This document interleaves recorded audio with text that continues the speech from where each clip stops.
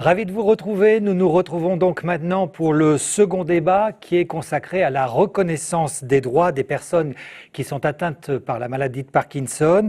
Alors nous allons vous donner des informations, beaucoup d'informations sur vos droits au travail, sur vos droits au moment de la retraite ou encore à certains moments particuliers de votre vie. C'est une présentation qui, là encore, se terminera comme lors du premier débat par la reprise des questions que vous pouvez envoyer sur le chat.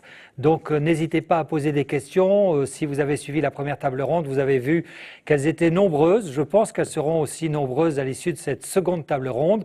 Donc je vais vous présenter tout de suite les 4 personnes qui m'ont rejointe et qui vont participer à cette table ronde. Fabienne Deroy, bonjour. Bonjour. Vous êtes juriste. À vos côtés, Sylvie Moreau. Sylvie Moreau, vous vous occupez des questions juridiques pour les adhérents de France Parkinson.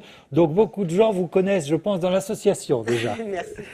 J'ai aussi Clotilde Durand qui est directrice de la maison départementale des personnes handicapées de Seine-Saint-Denis. Et puis Tiffaine Mahé, bonjour. Bonjour. Vous êtes chargée de mission évaluation et innovation à la direction de la compensation à la CNSA. On va commencer tout de suite par vous avec une question très pratique, puisque l'on va d'abord parler des personnes qui sont encore en activité et en particulier des personnes qui sont salariées. Fabienne Deroy, quand une personne est malade de Parkinson, quand sa maladie a été diagnostiquée, est-ce que cette personne doit obligatoirement en parler à son employeur ? Alors non, à un employeur, on lui dit que sur sa vie personnelle, que ce qu'on veut lui dire. On n'est absolument pas obligé, aucun texte n'oblige le salarié à dire à son employeur « j'ai telle ou telle maladie ». Vous avez de l'urticaire si vous êtes proché de tel ou tel produit, si vous êtes allergique à vos lactoses, votre employeur, ça ne le concerne absolument pas. La seule chose qui le concerne, c'est de savoir si vous êtes capable ou pas de faire le travail pour lequel il vous a engagé. Donc, il n'y a jamais d'obligation de déclarer à son employeur qu'on a une maladie quelconque, et en particulier la maladie de Parkinson. Le problème, c'est que cette maladie, quelquefois, elle se voit, et que si on ne dit rien, on peut être taxé d'être devenu alcoolique, drogué ou autre. C'est des exemples que nous avons rencontrés de gens qui étaient effectivement accusés de mal faire le travail parce que ils devaient passer leur soirée à picoler ou ils devaient se shooter et s'être mis à fumer des pétards à tour de bras. Donc il vaut mieux dire quelque chose que de laisser des contre-vérités circuler. Il vaut mieux dire qu'on a une maladie, on n'est jamais obligé à son employeur de dire quelle maladie on a. On peut lui dire qu'on a un problème, on peut faire une périphrase, on peut dire j'ai un problème de coordination des muscles. Un truc vague comme ça, pas forcément d'aller plus loin. Et la question après qui se pose, c'est de savoir si le métier qu'on exerce comporte l'utilisation des mouvements et des muscles ou ne les comporte pas vraiment. Et on a les deux situations. La personne qui a un métier qui est très physique, il vaut mieux qu'elle dise quelque chose assez rapidement parce qu'en plus, quand on a une pathologie qui impacte l'ensemble de l'être physique et l'ensemble de la vie, si on n'en parle à personne, ça devient lourd psychiquement. Donc, est-ce que l'employeur est la personne à qui il faut en parler le premier ? C'est pas sûr, mais il y a des gens qui sont bavards et qui racontent leur vie sans arrêt, donc eux, ça va pas les gêner. C'est les autres que ça va gêner, et je pense donc que quand on en parle à quelqu'un, c'est pas forcément l'employeur, ça peut être dans l'entreprise, le service médical du travail. Alors on va y arriver, mais donc on retient comme réponse aucune obligation, mais on a quand même intérêt à le faire. Et on peut le faire un peu sous forme de périphrase, si on ne veut pas dire exactement qu'on a la maladie de Parkinson. C'est tout à fait ça. Maintenant, il y a une personne qui est importante dans l'entreprise, c'est le médecin du travail. Est-ce que là, il y a obligation à lui parler de sa maladie ? Alors là non plus, il n'y a pas d'obligation, mais il y a tout intérêt. Le médecin du travail, c'est la personne qui est la mieux placée pour aider la personne atteinte, alors qu'elle est encore en activité professionnelle pour plusieurs années théoriquement, de la maladie de Parkinson. C'est le médecin du travail qui va pouvoir l'aider sous diverses formes. La première forme à laquelle on peut penser, c'est de demander des aménagements du poste, de demander des équipements supplémentaires, de demander éventuellement, ce que j'ai rencontré quelquefois, une permutation dans une activité par rapport à quelqu'un de la même qualification, mais dans des conditions physiquement moins lourdes. Je pense par exemple à un laboratoire d'analyse et d'essai où la personne qui était atteinte de la maladie de Parkinson s'occupait d'un produit qui était lourd et qu'il fallait trimballer tout le temps. À partir du moment où elle a posé son problème, avec une discussion avec ses collègues du même laboratoire qui avaient d'autres attributions mais les mêmes qualifications, il s'est trouvé quelqu'un qui disait « moi je veux bien changer avec toi, je prends ton boulot qui est lourd et puis tu peux prendre le mien ou moi j'ai pas des grandes choses à trimballer ». Donc le médecin du travail c'est l'interlocuteur très utile, même s'il n'est pas obligatoire, de lui dire qu'on a la maladie de Parkinson. Il est conseillé quand on entre dans une entreprise lors du premier entretien qu'on a avec quelqu'un qui vient du service de médecine du travail, qui n'est pas forcément le médecin du travail lui-même, mais c'est un professionnel de santé. Un entretien est obligatoire dans les 3 mois qui suivent l'embauche. Et au cours de cet entretien, il est conseillé par la loi de dire si on est atteint d'une maladie qui peut jouer, si on a une pension d'invalidité, si on a une reconnaissance de la qualité de travailleur handicapé. Je pense que quelqu'un d'autre en parlera tout à l'heure. Mais c'est une recommandation, c'est absolument pas une obligation. On rappelle quand même que le médecin du travail est tenu au secret professionnel. Alors voilà, le médecin du travail... Il ne va pas aller rapporter après la direction de l'établissement. Le médecin du travail, il ne va jamais dire à l'employeur que telle personne a telle maladie. Il va juste dire, je vous demande pour telle personne de faire tel aménagement. Alors les aménagements peuvent être aidés déjà pour les définir et même pour les financer par un organisme qui s'appelle l'AGFIP, qui est un organisme qui collecte les taxes que payent les entreprises qui n'emploient pas le quota légal de travailleurs handicapés. Et donc cet argent sert à équiper les entreprises qui ont des personnes handicapées. Donc il y a cette aide-là qui passe obligatoirement là, par le médecin du travail. Les aides qu'on pourrait inventer sur place, évidemment, c'est le médecin du travail qui va les définir. Y compris les aides extérieures. Voilà. Et que ce soit des aides intérieures, des aménagements intérieurs ou des interventions extérieures, c'est le médecin du travail qui est la clé de passage obligatoire à ce moment-là. Alors le rôle du médecin du travail, c'est quoi? C'est d'abord de déterminer par exemple l'aptitude. Alors le médecin du travail, les services de médecine du travail maintenant sont organisés d'une façon très pyramidale. C'est-à-dire que le médecin du travail est à la tête, c'est lui qui donne toutes les définitions, mais il peut y avoir des intervenants qui ne soient pas médecins du travail. Des ergonomes par exemple, des infirmières, des étudiants en médecine qui ont dépassé, je ne sais plus quelle est l'année, la 5e ou la 6e, enfin, ou des gens qui n'ont pas le diplôme de médecine du travail, tout en étant médecin. Et donc le médecin du travail va donner toutes les consignes à tous les autres qui vont avoir à intervenir, notamment s'il y a besoin d'une étude de poste pour voir qu'est-ce qu'on peut faire pour améliorer le poste de telle personne qui a tel problème de fonctionnement. Ça peut être un ergonome que fait venir le médecin du travail. C'est le médecin du travail qui pilote l'ensemble. Et il pilote donc l'appel aux aides financières ou aux aides techniques, donc celles de la GFIP notamment. C'est lui qui aussi s'occupe de déclarer éventuellement l'inaptitude à un poste? Alors c'est lui qui va définir l'aptitude à l'entrée, enfin, qui va donner les consignes aux autres travailleurs de son service de quoi faire dans telle ou telle situation. Et c'est lui qui, s'il y a un problème, va définir des préconisations. Ce ne sont pas des recommandations simplement, hein, ça a un caractère quasiment contraignant pour l'employeur, des préconisations diverses d'aménagement. L'employeur, s'il n'obéit pas à ces préconisations, doit s'expliquer par écrit pour dire pourquoi il ne le fait pas.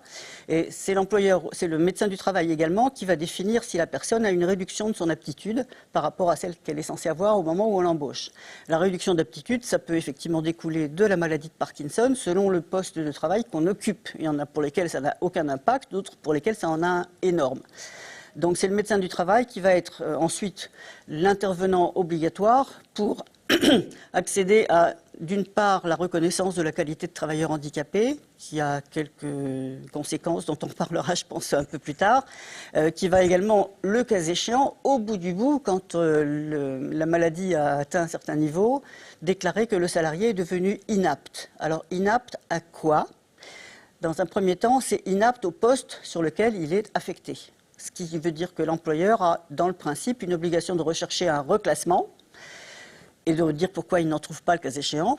Et donc, ça peut aboutir jusqu'à une déclaration d'inaptitude à tous les postes existants dans l'entreprise.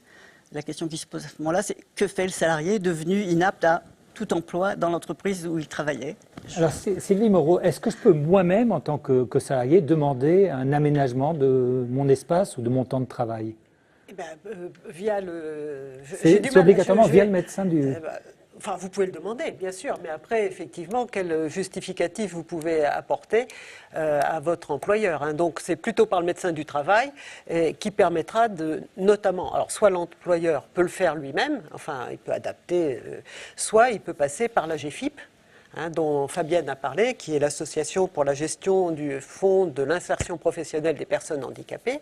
Pour les fonctionnaires, il y a un organisme équivalent qui s'appelle le FIPHFP, le Fonds d'insertion professionnelle pour les personnes handicapées de la fonction publique, qui permet de doter en matériel, par exemple, des claviers adaptés, des écrans adaptés.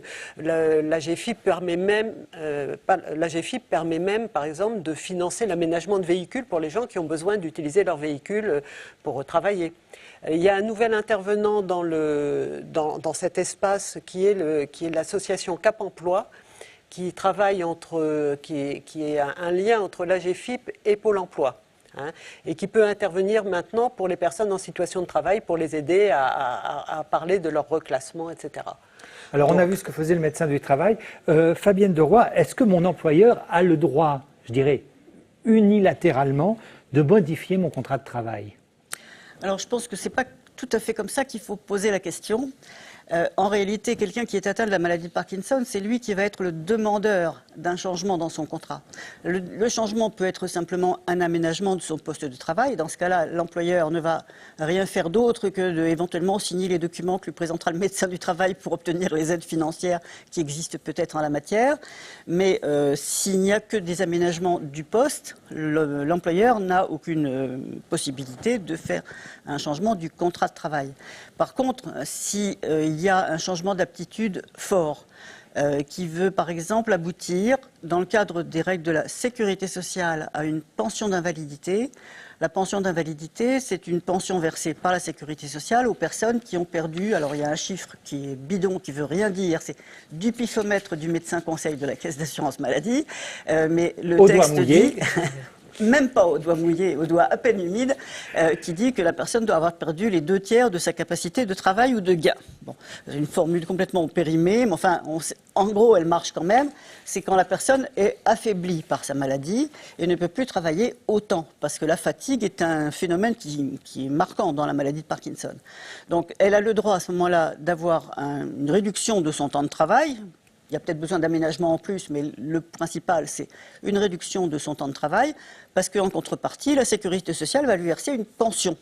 Donc la logique, c'est effectivement de réduire le temps de travail. Alors si on réduit le temps de travail, nécessairement, on doit aménager le contrat de travail, et l'employeur va être à ce moment-là invité par la personne malade à modifier le contrat de travail dans l'intérêt de la santé et du confort de la personne qui est atteinte de la maladie de Parkinson.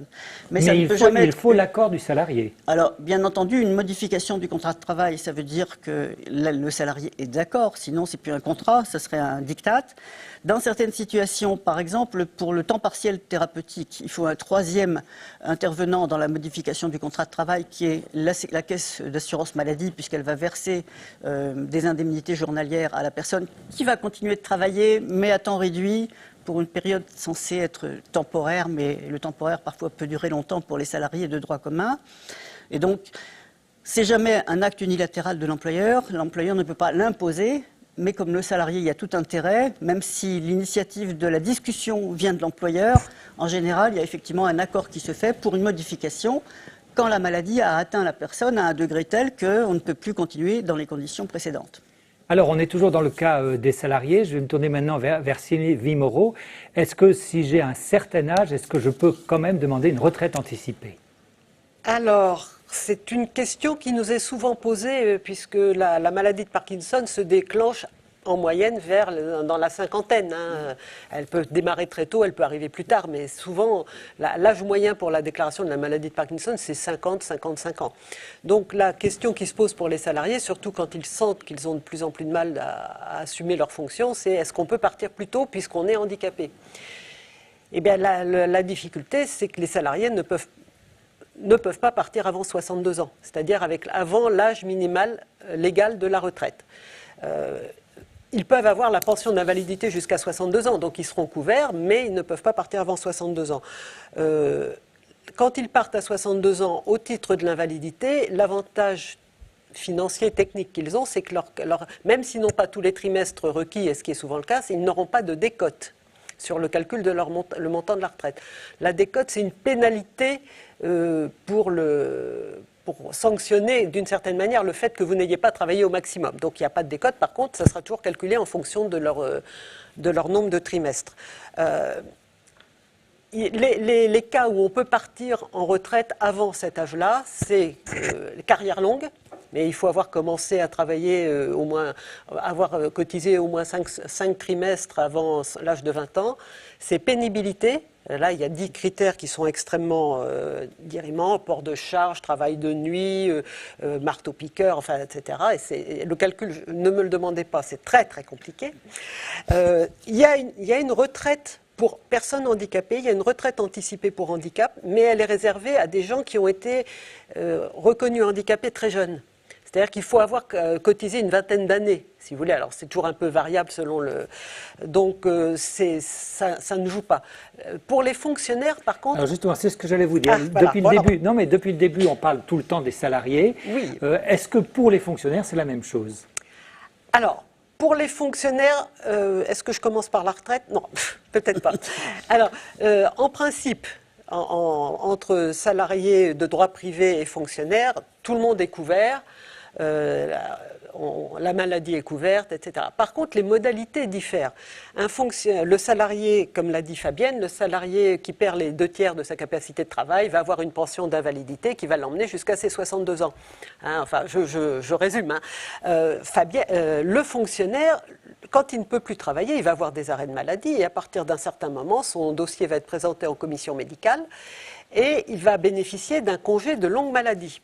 Le congé de longue maladie, vous bénéficiez d'un plein salaire pendant 1 an, 2 ans si vous pouvez travailler à temps partiel, c'est un congé de longue maladie fractionné, et 2 ans à demi-salaire. Et après, soit vous pouvez reprendre le travail, mais c'est possible dans le cas d'un cancer, par exemple, c'est rarement possible dans le cas d'une maladie de Parkinson, soit le comité médical qui vous a reconnu en longue maladie vous met en retraite anticipée. Alors, la retraite anticipée, pour le fonctionnaire, elle peut arriver n'importe quand. Enfin, au bout de 3 ans, elle arrive. Donc, elle est calculée sur votre nombre de trimestres.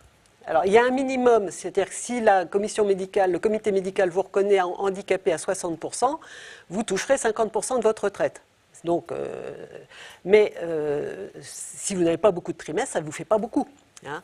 Et donc, on dit que les fonctionnaires sont favorisés, mais pas obligatoirement tant que ça. Et si vous avez une carrière mixte, c'est-à-dire moitié fonctionnaire, enfin moitié privé, moitié fonctionnaire, vous toucherez votre retraite de fonctionnaire à 56 ans, par exemple, mais la partie privée de votre retraite, vous la toucherez à 62 ans. Donc c'est un peu compliqué, quoi. Oui, on comprend bien que la situation n'est pas simple. Peut-être, Fabienne de Roy, s'intéresser, je dirais, à toutes les autres professions, puisqu'on a parlé des salariés, on a parlé des fonctionnaires. Alors si on pourrait tout dire, travailleurs indépendants, commerçants, artisans, est-ce que là on a les mêmes droits, sans reprendre tous les droits un à un, ou est-ce que ça change? Alors, effectivement, oui, ça change énormément, vraiment énormément. L'idée qu'on a en général en France, dans le système français, c'est que les salariés et les fonctionnaires ont une bonne couverture sociale. Les gens qui ne sont ni salariés ni fonctionnaires, ni, j'ajoute, agriculteurs, je les mets dans la même catégorie que les salariés, eh bien, il y a, alors, a priori, rien. Et puis, quand on va un petit peu plus loin que le a priori, ben, des petits quelque chose pour certaines catégories. Il y a, pour les artisans et pour les commerçants, un système d'invalidité qui est relativement copié sur celui des salariés. Il n'y a pas d'indemnité en maladie, sauf dans des cas très particuliers. Hein. On ne peut pas être malade quand on est artisan et puis reprendre son boulot 6 mois après, en ayant entre-temps des ressources. Il faut avoir effectivement l'équivalent de ce que j'expliquais tout à l'heure pour les salariés, c'est-à-dire une perte de sa capacité de chiffre d'affaires d'un certain montant pour toucher un premier niveau de pension d'invalidité. Et puis quand on n'arrive plus du tout à travailler, on a un deuxième niveau de pension d'invalidité jusqu'au moment de l'âge de la retraite. Le tout à condition d'avoir été à jour de ses cotisations. J'ai rencontré assez souvent des gens qui, ayant du mal à travailler et traînant, ne se précipitant pas pour savoir qu'est-ce qu'ils pouvaient faire, se retrouvaient le bec dans l'eau complètement, comme artisans notamment, parce que ayant des difficultés, ils avaient cessé de payer ce qui était le moins obligatoire, ce qui était le moins alimentaire au quotidien. Et donc, ils avaient cessé de payer leurs cotisations de sécurité sociale parce qu'il y a une caisse particulière qui recueille leurs cotisations. Donc, n'étant pas à jour de leurs cotisations, on leur disait aucun droit. Donc, il fallait qu'ils commencent par trouver de l'argent pour régulariser leur niveau de cotisation pour avoir le droit à l'une ou l'autre de ces deux pensions d'invalidité. Donc, ça, c'est pour les artisans et les commerçants en nom propre. Je ne parle pas d'une société commerciale, je parle du petit commerçant qui est tout seul dans sa boutique. Par contre, pour tous les autres travailleurs indépendants, il y a des professions libérales qui sont organisées en ordre, qui ont des caisses de retraite, qui ont souvent mis en place des systèmes, mais qui ne sont pas tous les mêmes, pour prendre en compte la situation des personnes qui auraient des capacités de travail réduites, voire annulées, pour les professions libérales organisées. On a maintenant une flopée de gens qui sont, alors, pour de vrai ou en complète illégalité, auto-entrepreneur, c'est le truc à la mode, dont il est usé et abusé, c'est-à-dire qu'il m'est arrivé de rencontrer des gens qui avaient une situation de travail concrète de salariés, mais que l'employeur avait dit « va t'inscrire comme auto-entrepreneur et c'est là que je te donnerai du boulot ». Ces gens-là n'ont aucune couverture, à moins de cotiser volontairement pour quelque chose. Donc il faut qu'ils payent eux-mêmes leur protection sociale s'ils en veulent une. Les chauffeurs Uber, les livreurs Deliveroo, alors petit à petit, ils vont dans les tribunaux et se font requalifier en salariés, ce qui ramène une protection sociale. Mais au départ, tant qu'ils n'ont pas fait cette démarche judiciaire, ils n'ont aucune protection sociale. Et, je pense à une personne, par exemple, qui était gardien d'une usine, qui son patron, au moment où le statut d'auto-entrepreneur a été mis en place, lui a dit « c'est très bien, tu vas te mettre en auto-entrepreneur. Et puis, c'est confidentiel ce qu'on fait dans la maison. Alors toi, tu n'en parles à personne, hein. Tu n'en parles surtout à personne. » Donc le brave gars s'était trouvé donc auto-entrepreneur. Il continuait d'habiter dans sa caravane à l'entrée du site de l'usine parce qu'il gardiennait, donc il fallait qu'il soit sur place. Donc c'était 24 heures sur 24, 7 jours sur 7, en fait, son boulot. Et puis le jour où il avait la maladie de Parkinson, il n'avait strictement aucun droit. Et il était tellement imprégné de la consigne de « c'est secret ce qu'on fait ici, t'en parles à personne » que moi, il n'a pas voulu me dire quelle était l'entreprise. Sinon, j'aurais peut-être pu faire intervenir, par exemple, l'inspection du travail pour régulariser sa situation et le remettre dans ses droits de salarié, parce qu'en réalité, il était bien dans des fonctions complètement subordonnées de salarié. Voilà, donc les travailleurs indépendants, vrai ou faux, ils n'ont rien s'ils ne se payent pas eux-mêmes quelque chose. Eh bien, maintenant qu'on a vu tous les statuts différents, que ce soit salarié, que ce soit fonctionnaire, que ce soit travailleur indépendant, que ce soit micro-entreprise, on va un petit peu regarder ce qui se passe au niveau des MDPH, des maisons départementales des personnes handicapées. Clotilde Durand, alors à quel moment une personne atteinte de la maladie de Parkinson doit-elle se tourner vers vous, vers une MDPH ? Alors, de mon point de vue, il faut qu'une personne se tourne vers la MDPH en réalité le plus tôt possible, dès lors que la maladie a un impact sur son quotidien. C'est vrai que quand on a une maladie qui survient à l'âge adulte, on n'a pas forcément le réflexe de penser au handicap, on n'a pas forcément aussi envie de penser au handicap quand on est atteint notamment de la maladie de Parkinson. Et donc du coup, on peut y penser, je dirais, relativement tardivement lorsque la maladie est avancée, qu'on est en perte d'autonomie, que du coup on a besoin d'aide pour la réalisation des actes de la vie quotidienne. En réalité, la MDPH, elle octroie un éventail de droits qui peuvent avoir une utilité avant d'arriver à des situations, je dirais, de perte d'autonomie, que ce soit notamment au niveau de l'accompagnement professionnel, on en a parlé, avec la reconnaissance de la qualité de travailleur handicapé, mais pas uniquement, mais également la facilitation de la vie quotidienne. Donc c'est important, si jamais vous avez des besoins de compensation, de déposer un dossier tôt et qui peut évidemment être révisé au fur et à mesure de l'évolution de la santé. Alors justement, toute personne qui s'est adressée au NDPH a pu voir que quand on dépose un dossier, le dossier est assez copieux, il y a beaucoup d'informations qui sont demandées dedans.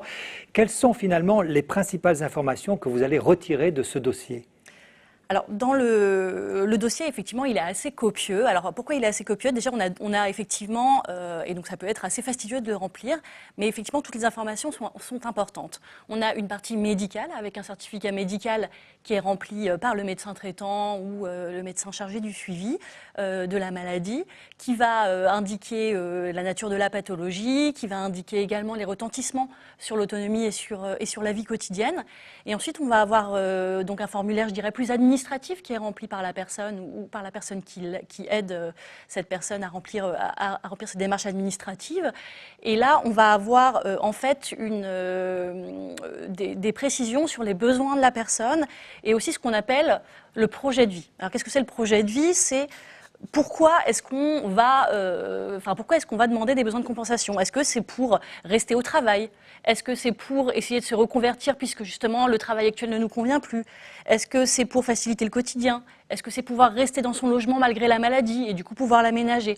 Et c'est ces éléments qui vont nous permettre d'apporter la réponse la plus adaptée à la situation de chacun. Alors Tiffaine Mahé, on le remarque, je pense qu'il y a beaucoup de personnes qui nous écoutent à l'heure actuelle et qui ont fait des dossiers de la MDPH et qui ont vu que leur dossier faisait sans arrêt des allers-retours. Finalement, qu'est-ce qui est important de préciser dans le dossier de départ de la MDPH pour éviter ces allers-retours?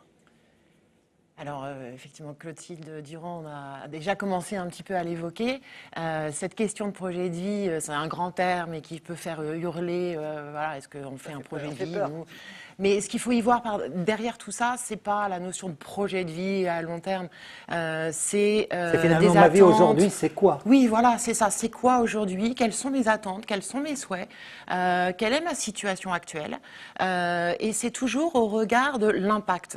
Enfin, les autres informations dans le dossier de demande, ainsi que d'ailleurs le certificat médical, ce que l'on attend dans les dossiers, ce ne sont pas des éléments qui sont issus du trouble, de la maladie.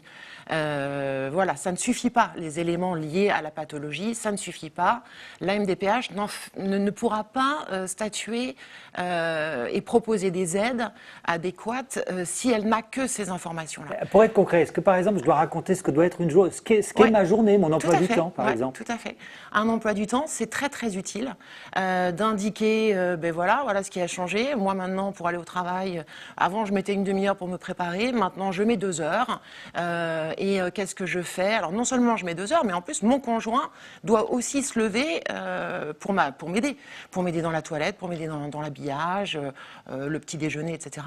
Donc voilà, ce sont des informations au travers, par exemple, de l'emploi type d'une journée ou d'une semaine. Ce sont des informations qui sont centrées sur les retentissements des troubles. Les retentissements dans la vie quotidienne, dans la vie sociale, dans la vie familiale, dans la vie professionnelle. Qu'est-ce que je fais seul, sans difficulté? Qu'est-ce que je fais sans difficulté, mais avec quelqu'un? Et qu'est-ce que je fais éventuellement plus difficilement? Ce sont des éléments aussi en relation avec l'environnement de vie. Le logement, où est-ce que je vis? Je vis seule, avec un conjoint, avec mes enfants, en milieu rural, très isolé. Mon logement, comment est-il? Avec un tas de marches, c'est un ancien logement peu accessible, peu adapté. C'est dans le centre-bourg. Voilà, où est-ce que je suis localisée et comment est mon logement? Et puis alors après, quand même, revenons quand même un peu sur les éléments un peu médicaux, juste pour terminer. Certes, ce n'est pas suffisant d'avoir des éléments sur la pathologie.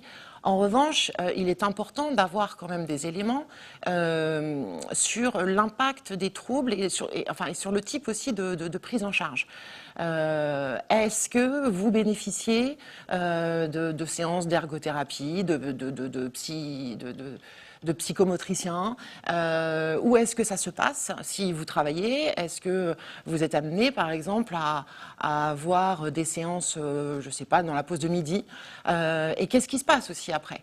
Parce que tout ça, c'est à prendre en compte pour savoir un peu mieux aussi comment peut-être proposer des aides au travail, pour réadapter peut-être les horaires. Ben voilà, il faut savoir que je serai fatiguée en rentrant de mes séances. Voilà, il ne faut pas me demander grand-chose entre 14 et 15 par exemple. Voilà, tous ces éléments-là liés aux contraintes et aux conséquences des prises en charge thérapeutiques, médicales. C'est aussi important que le diagnostic. On ne fait rien, la MDPH ne peut rien faire avec juste dans le dossier « j'ai la maladie de Parkinson ». Alors, vous confirmez, Clotilde Durand, il faut être le plus exhaustif possible? Oui, tout à fait. Je confirme ce qu'a dit Tiffaine Mahé de manière très détaillée. C'est effectivement important de savoir vraiment le quotidien de la personne pour pouvoir apporter les aides qui conviennent le mieux. Puisque en réalité, donc, la personne qui va demander des prestations à la MDPH va pouvoir demander un certain nombre d'aides. Mais la MDPH va regarder le dossier de la personne et sa situation dans sa globalité et va pouvoir octroyer des aides qui n'ont pas forcément été demandées parce qu'elles ne sont pas forcément connues, parce qu'on sait que c'est parfois un peu compliqué de savoir à quoi on a droit dans une situation. Et donc du coup, le fait de décrire sa situation et son quotidien le plus précisément possible, ça va nous permettre d'apporter des aides adéquates. Effectivement, par exemple, la personne dit « je prends les transports pour me rendre à mon travail, pour me rendre à mes traitements médicaux, mais je commence à être fatiguée », dans ce cas-là, on se dit, ben voilà, il faut qu'elle soit prioritaire, par exemple pour s'asseoir dans les transports. Voilà, toutes ces choses. Effectivement, il y a des marches pour accéder à mon logement, ça devient compliqué. Il faut qu'on l'ait en tête pour pouvoir proposer une solution adaptée. Alors, au total, une fois que le dossier est achevé, ce dossier va permettre en particulier de savoir si la personne va pouvoir bénéficier de cette fameuse RQTH, cette reconnaissance de qualité de travailleur handicapé. Elle est faite sur quels critères et est-ce qu'elle est indispensable, cette reconnaissance, pour obtenir des aides? Alors, la reconnaissance de la qualité de travailleur handicapé, ou RQTH, est effectivement octroyée par la MDPH, et cela quel que soit le statut du travailleur. En fait, on voit effectivement que les droits sécurité sociale qui ont été détaillés auparavant, ils sont très différents selon le statut des personnes. C'est pas le cas de la RQTH, qui est vraiment pour tous les travailleurs ou les personnes qui ont pour projet de travailler ou de reprendre un emploi. Donc cette RQTH, à quoi sert-elle? Pour les personnes qui sont en emploi et qui occupent un emploi au moment où elles la demandent, ça permet d'informer son employeur du fait que notre pathologie a un impact sur notre vie professionnelle et peut nécessiter des aménagements. Sans donner le nom de la pathologie. Exactement. Ça permet, par rapport aux sujets qui ont été évoqués auparavant liés au secret médical, ça permet de garder la confidentialité, si c'est souhaité, sur la pathologie dont on est atteint.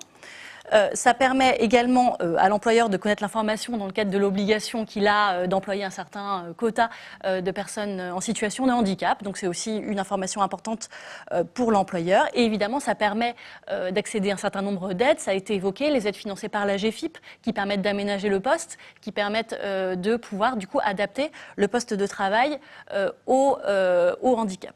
Ça peut aussi ouvrir des droits à la formation, par exemple. Exactement. J'allais effectivement y venir. Lorsque on se trouve dans une situation d'inaptitude, comme ça a été évoqué également précédemment par les juristes autour de la table, la personne pourrait être licenciée pour inaptitude. Dans ce cas-là, on peut imaginer un certain nombre de formations, de reconversions, et cette reconnaissance travailleur handicapé permet d'accéder à un certain nombre de formations qui peuvent être dédiées aux personnes en situation de handicap. Et donc la MDPH, à ce titre, est en lien étroit avec Cap Emploi, l'organisme qui a été mentionné pour pouvoir justement accompagner les personnes vers une formation, une reconversion adaptée, qui accompagne environ 30% des personnes en situation de handicap, ou alors Pôle emploi, en pointant également la situation de handicap qui peut amener à des formations ou des reconversions particulières. Alors peut-être que des personnes qui sont en train de nous écouter disent mais moi j'ai la maladie de Parkinson, mais je ne suis pas handicapé.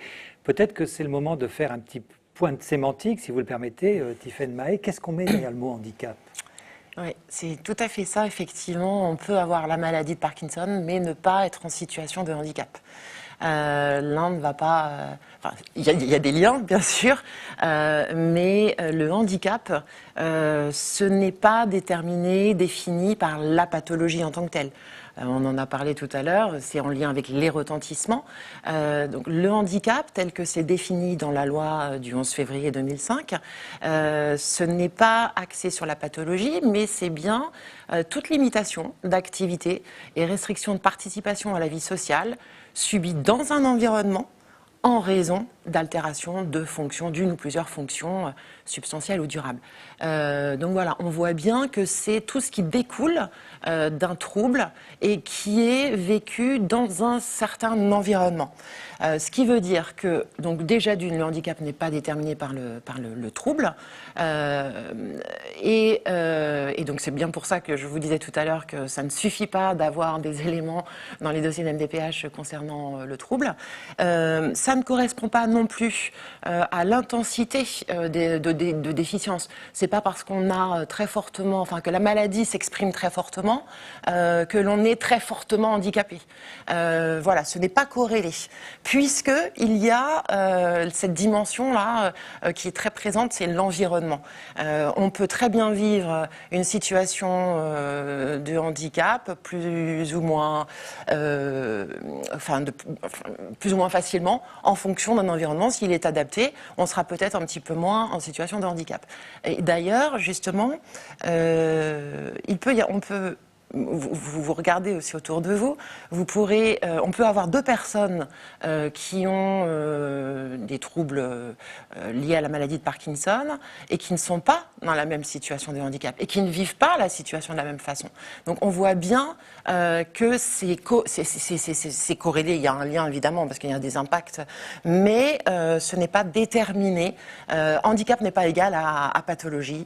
Voilà, donc on peut avoir la maladie de Parkinson mais ne pas être en situation de handicap. Donc, ce qui veut dire aussi, c'est qu'on peut très bien déposer un dossier à la MDPH et ne pas avoir de proposition de réponse parce que on n'est pas dans le champ du handicap. Alors voilà. Justement, on a expliqué qu'on allait déposer un dossier à la MDPH, dossier très compliqué, dossier complexe, mais dans lequel on va mettre un maximum d'informations. J'ai envie de vous demander à toutes les deux, et on va commencer par Clotilde Durand, finalement, une fois que le dossier est fait, qui le regarde chez vous ? Alors effectivement, c'est une bonne question. question. C'est quelqu'un tout seul dans son bureau ? Alors non, c'est pas quelqu'un tout seul dans son bureau. D'autant moins actuellement avec la crise sanitaire où on s'est forcément adapté aussi. Mais en réalité, et ceci mis à part, le principe de l'évaluation des demandes par la MDPH est une évaluation qu'on appelle une évaluation pluridisciplinaire. C'est-à-dire qu'elle est regardée par différents types de professionnels. Et en général, on va avoir, pour vous donner un exemple un peu concret, un dossier qui va être regardé à la fois par un médecin qui va, lui, étudier plutôt ce qu'on appelle le taux d'incapacité de la personne, donc je dirais la hauteur, enfin l'importance de ses limitations fonctionnelles. Et on va avoir aussi, généralement, ce médecin qui va travailler avec un travailleur social, qui va lui être beaucoup plus focalisé sur l'impact sur la vie quotidienne de la personne et sur sa vie professionnelle. Et donc du coup, ce regard croisé, donc c'est des personnes qui vraiment poursuivent le même but, c'est-à-dire réfléchir et proposer les meilleurs besoins de compensation, mais ce regard croisé permet d'avoir une étude globale du dossier et c'est bien ça l'objectif qui est poursuivi. Donc toujours, Tiffaine Mahé, une équipe pluridisciplinaire. Oui, avec plusieurs corps de métier pour croiser des regards. Le médecin verra tout l'aspect, toutes les données dans le certificat médical et doit apporter en fait sa vision, doit éclairer le reste de l'équipe sur le décodage. Enfin, il doit décoder un peu toutes les données issues dans le certificat médical. Quand vous dites le reste de l'équipe, c'est-à-dire qu'il peut y avoir plus que le travailleur social et le médecin ? Oui, il peut y avoir un psychologue du travail, il peut y avoir un ergothérapeute, effectivement. Alors, il y a les différentes, les MDPH, autour de la table, on peut avoir donc des ressources professionnelles différentes. Ça ne sert à rien, vous imaginez bien, de mobiliser autour de la table un enseignant référent alors qu'il s'agit d'une situation d'adulte de 50 ans. Voilà, vous imaginez bien que ça ne sert à rien de mettre l'enseignant autour de la table. Et donc, à chaque fois, autour de la table seront mobilisés les professionnels concernés par cette situation de handicap. Donc oui, on peut avoir un médecin, un assistant de service social, il peut y avoir des infirmiers, des ergothérapeutes, donc je disais des inspecteurs du travail, psychologues du travail. Voilà, alors après, on ne retrouve pas forcément toutes ces professionnels au sein même de l'équipe. L'idée, c'est que cette équipe puisse mobiliser aussi des ressources externes si elle ne les a pas en interne, quoi. Alors, une fois que le dossier est étudié, et admettons, le bien n'est pas rejeté, il est retenu, quel est le cœur de votre mission dans les MDPH, Stephen May? Alors, le cœur de mission des MDPH, c'est le champ de la compensation. Le champ de la compensation, qui est très large, et d'ailleurs, les MDPH ne sont pas les seuls concernés par la compensation du handicap. On l'a vu aussi tout à l'heure avec la GFIP, l'employeur, le salarié, le collègue. Chacun d'entre nous est concerné par le fait de devoir un peu compenser, apporter des réponses de compensation. Qu'est-ce que ça veut dire en fait? C'est apporter des réponses au retentissement liés aux troubles. Et donc on est tous concernés. En revanche, la MDPH, elle apporte des réponses que d'autres ne peuvent pas apporter. Donc c'est pour ça un peu dans notre jargon on dit qu'elles sont sur les droits spécifiques. Les droits spécifiques, on en a parlé, c'est la RQTH, c'est seulement les MDPH qui sont en capacité d'étudier si oui ou non la personne peut être bénéficiaire de cette RQTH. Voilà, il y a un certain nombre d'autres droits qu'elle peut proposer et que d'autres ne pourront pas proposer. En dehors de cela, elles font autre chose aussi. Elles sont en capacité d'informer. Alors, on parlait aussi du projet de vie sociale le projet de vie tout court. Eh bien, elles ont cette mission aussi d'aider à la formulation du projet de vie. Pas forcément toutes seules, parce que les MDPH, vous l'avez compris, ne travaillent jamais seules. Elles ont vraiment besoin, alors déjà des personnes, au travers des données qui seront transmises, de la famille, mais aussi des autres données, donc des autres acteurs qui gravitent autour de la personne. On va prendre, si vous le permettez, un exemple très concret. Je me tourne vers vous, Clotilde Durand. La personne qui vient vous voir, par exemple, est une personne qui est en activité professionnelle. Qu'est-ce que vous, MDPH, vous allez pouvoir lui proposer ? Alors, si la personne qui vient nous voir est en activité professionnelle, on peut lui proposer un certain nombre de choses. Déjà, c'est intéressant, je vais rebondir sur ce qu'a dit Stephen May avant, sur les équipes pluridisciplinaires, où j'ai donné un exemple en disant que ça peut être un médecin et un travailleur social.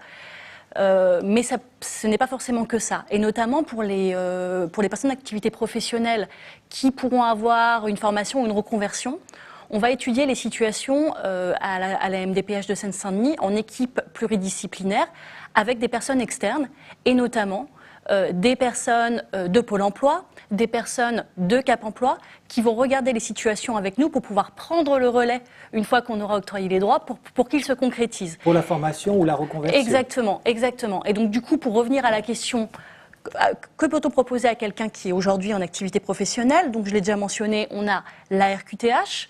On a effectivement potentiellement des orientations vers des formations professionnelles, vers de la reconversion professionnelle.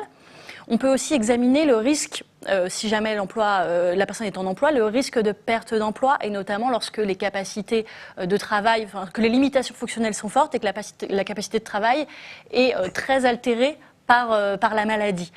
Dans ce cas-là, on va pouvoir aussi étudier si la personne peut avoir des droits ouverts à ce qu'on appelle l'allocation adulte handicapé ou AAH, qui permet en fait d'avoir un revenu minimum en cas de perte d'activité. Donc c'est un revenu, c'est vraiment un minimum social, hein, donc c'est environ 900 €. Mais si la personne a des droits, par exemple au chômage, ou si la personne a des droits à la pension d'invalidité, ils sont comptabilisés pour arriver aux 900 €. C'est pas 900 € en plus. Voilà. Alors, vous avez aussi des choses très, je dirais, très concrètes, très pratiques. Je pense par exemple à ce qu'on appelle les cartes mobilité inclusion. Qu'est-ce qu'elles permettent, ces cartes? C'est bien vous qui les donnez. Alors oui, effectivement, les cartes mobilité inclusion sont effectivement délivrées par la MDPH. En tout cas, le droit à la carte est octroyé par la MDPH, puisqu'on le fait aussi en fonction effectivement de l'évaluation globale dont on a parlé. On a plusieurs types de cartes. On a la carte mobilité inclusion stationnement, qui permet de pouvoir stationner sur les places dédiées que vous connaissez, qu'on voit évidemment sur la voie publique, et qui permet donc aux personnes qui ont des difficultés, notamment pour se déplacer, de pouvoir être au plus proche des endroits où ils ont besoin d'aller, soit pour des rendez-vous médicaux, soit pour aller faire les courses, etc. Donc, carte stationnement. Ça, c'est le premier type de carte. Et après, on a un autre type de carte qui est la carte mobilité inclusion, priorité ou invalidité. Donc c'est 2 cartes différentes qui, l'une est octroyée, enfin le choix de la carte est fait en fonction du taux d'incapacité de la personne. Ces 2 cartes, elles permettent de pouvoir avoir une priorité pour s'asseoir dans les transports en commun, sur les places dédiées. C'est également une carte qui permet d'être prioritaire sur les files d'attente. Notamment pour aller faire ses courses, exactement, tout simplement. Et la carte d'invalidité, elle est octroyée aux personnes qui ont plus de difficultés dans leur vie quotidienne et qui ont un taux d'incapacité plus élevé que ceux qui ont la carte priorité. Elle permet aussi à un accompagnant de bénéficier des mêmes droits. C'est une personne en fait qui a généralement besoin de quelqu'un pour l'accompagner dans les actes de la vie quotidienne. C'est des personnes qui ont un taux d'incapacité de plus de 80% dans notre jargon interne. Et donc du coup, elle permet ça en plus de la carte priorité. Donc on peut avoir à la fois une carte invalidité, une carte stationnement par exemple, ou une carte priorité, une carte stationnement. Vous avez tout à l'heure parlé de la prestation de compensation de handicap. Qu'est-ce qu'elle permet de financer? C'est très précis ou on peut faire ce qu'on veut avec? Alors c'est assez précis, la prestation de compensation de handicap, et d'ailleurs ça amène à pas mal de confusion. C'est une prestation qui n'est pas simple. Elle est en fait octroyée lorsqu'une personne a des difficultés à faire toute seule certains actes de la vie quotidienne. Se lever, se laver, s'habiller, se déplacer. Donc vraiment les actes qui sont nécessaires à mener une vie quotidienne, je dirais, normale. Donc lorsque cette personne a des difficultés, on peut lui octroyer effectivement la prestation de compensation du handicap. Elle peut financer une aide humaine qui peut être soit un professionnel qui va venir aider la personne à s'habiller, à préparer les repas, à aider la personne à manger, etc. Soit elle va financer ce qu'on appelle un dédommagement pour un aidant familial qui va accomplir ces mêmes tâches pour aider la personne. Ça arrive assez souvent, que ce soit le conjoint ou un proche, un frère ou une sœur, ou l'enfant qui va aider la personne à accomplir les actes de la vie quotidienne, et ça va lui prendre beaucoup de temps. Et dans ce cas-là, la PCH va permettre ce dédommagement de l'aidant à hauteur d'une certaine somme horaire, donc 4 € environ par heure en fonction du nombre d'heures qui est rendu nécessaire. Donc c'est pas une rémunération, c'est en dessous du salaire minimum, c'est un dédommagement. Je crois qu'il y a l'aménagement aussi. Il y a également effectivement, alors peut-être sur l'aide humaine, une petite précision, parce que nous on a souvent la confusion qui est faite en MDPH, dans les demandes MDPH qui nous ont faites. La PCH ne permet pas de financer de l'aide ménagère. On a souvent des demandes qui nous sont faites là-dessus. Aujourd'hui, les textes ne nous le permettent pas. Et donc voilà, c'est pas forcément quelque chose qui est très intuitif, donc je préfère le préciser.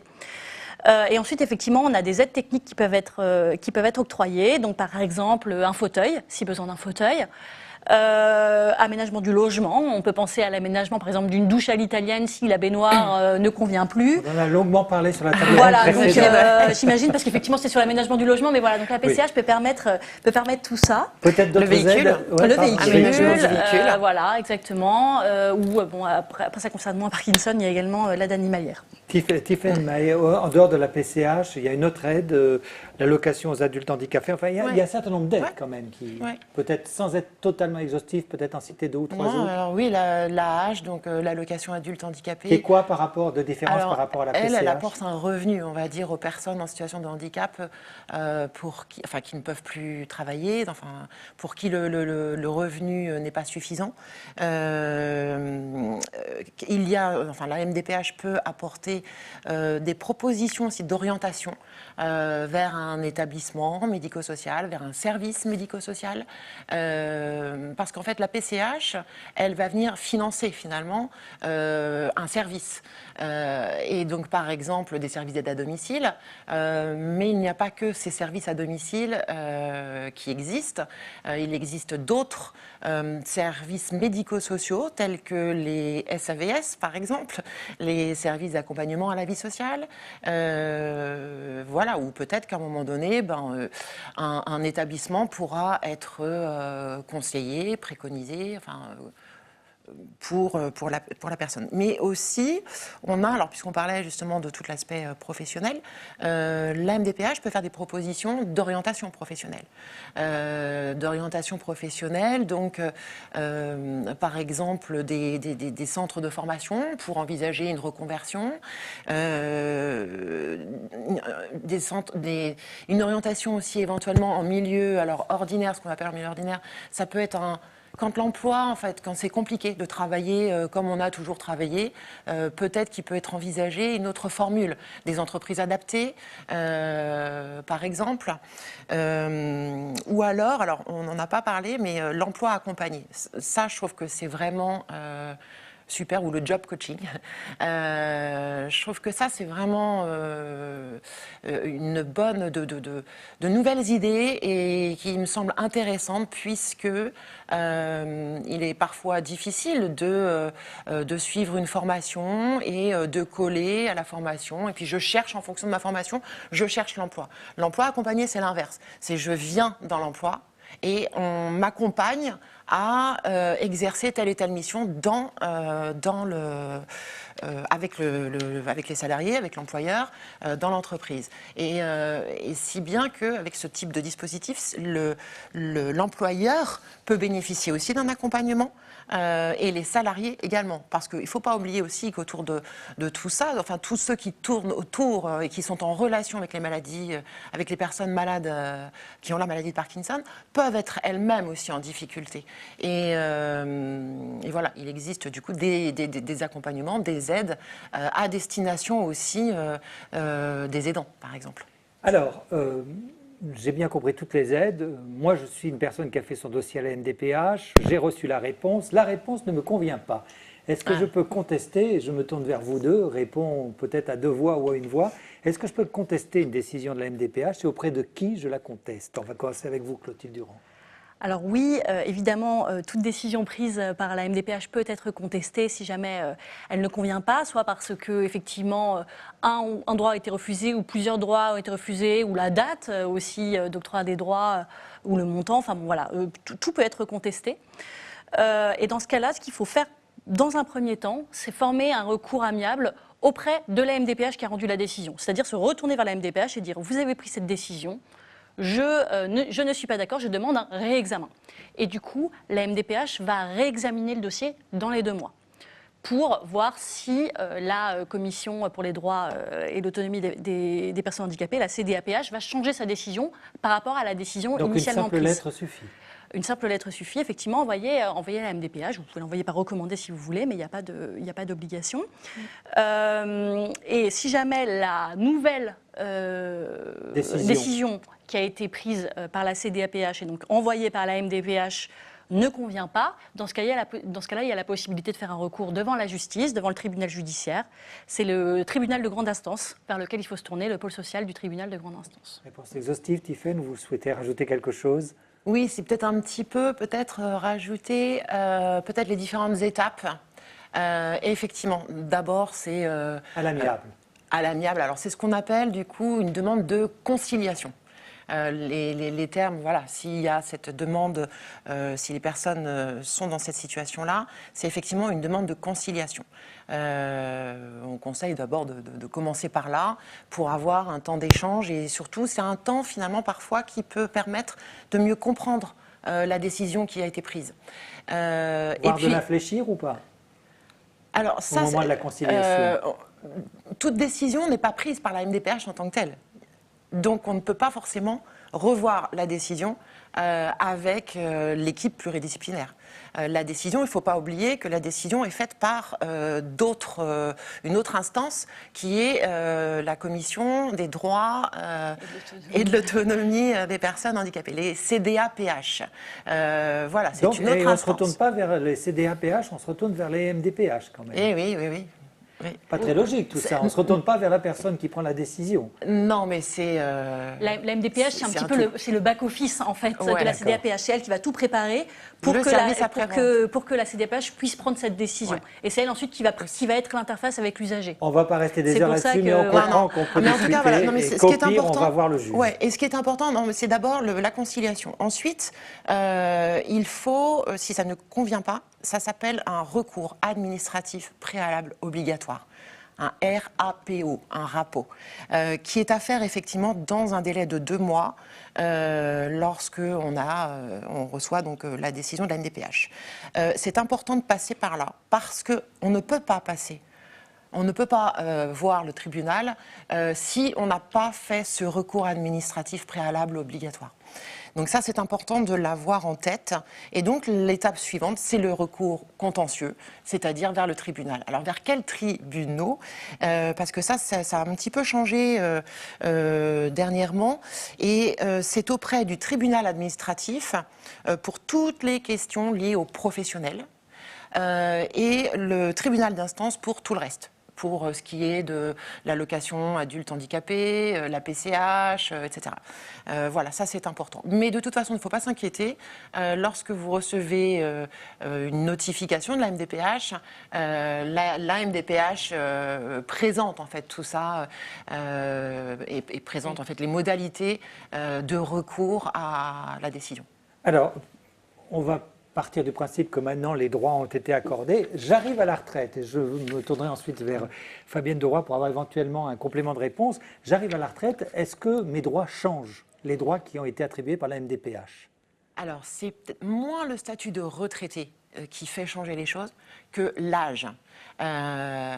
Et oui, en France, on a ce système, voilà, on a 60 ans. Avant 60 ans, on est dans le registre des droits, dans le champ du handicap. Et après 60 ans, on est dans le champ des personnes âgées. Alors là, donc du coup, ça change d'organisme. Excusez-moi, parce que j'ai peut-être manqué un épisode, ouais. Mais j'avais cru comprendre que la retraite, c'était à 65 ans. Ouais, bah oui, alors, qu'est-ce qui se passe? 62, 65, 67, on entend tous les âges. Alors, il y a des raisons historiques. Fabienne. Il y a des raisons historiques à ce double critère d'âge. Pour tout ce qui est resté autour du handicap, on a gardé les âges qui étaient applicables il y a 20 ans. Donc l'âge de 60 ans, qui était l'âge de départ à la retraite possible depuis l'année 1984 ou 5, je crois.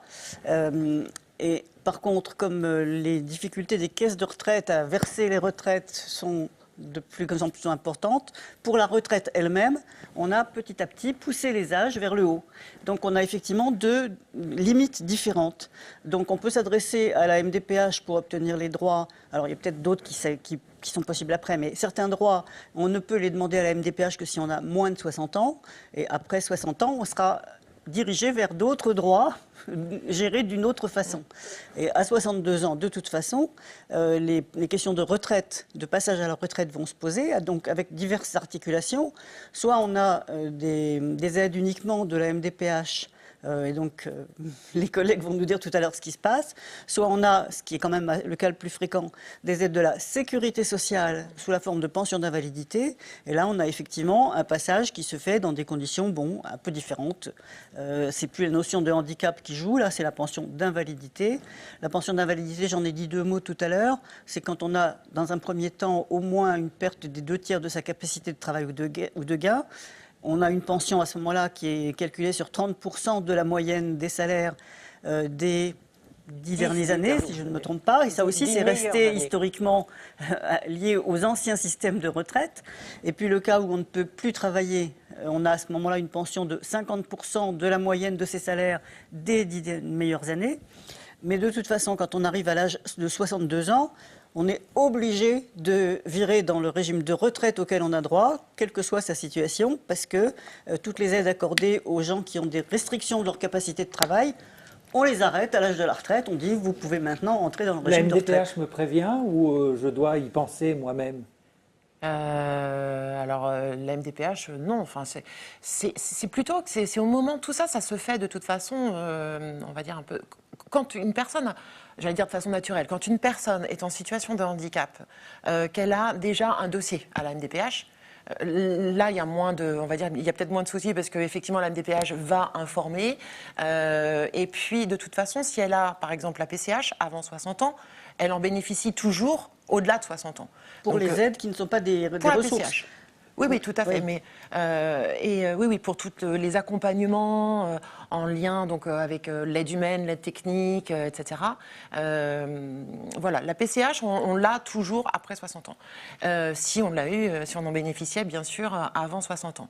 Ce qui ne change pas non plus, c'est tout ce qui est en relation avec les soins.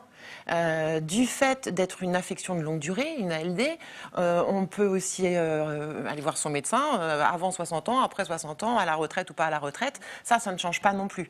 Pour bénéficier de soins infirmiers, et ça, il faut y penser parce qu'en fait, il y a des services comme ça qui s'appellent les SIAD, les services de soins infirmiers à domicile, qui peuvent être une aide parce qu'elles peuvent, enfin les infirmiers et même les aides-soignants qui peuvent le faire à partir du moment où elles sont coordonnées par un infirmier. Elles peuvent aider aussi à la toilette. Voilà, ça c'est un SIAD qui peut organiser le pilulier si jamais il y a des médicaments à prendre, qui peut aider à la prise de médicaments. Enfin voilà, ça ne change pas. Ça ne change pas non plus. Il y a des activités physiques de réadaptation qui peuvent continuer à être mises en place sur prescription médicale. Voilà, il y a des choses comme ça qui ne changent pas. Ce qui change, c'est je n'ai jamais bénéficié d'aide, d'accompagnement, d'aide humaine, d'aide technique. J'ai 61 ans, et bien là, je me tourne plutôt vers le département et non pas vers la MDPH, puisque la MDPH s'arrête, on va dire, jusqu'à 60 ans pour tout nouveau dossier.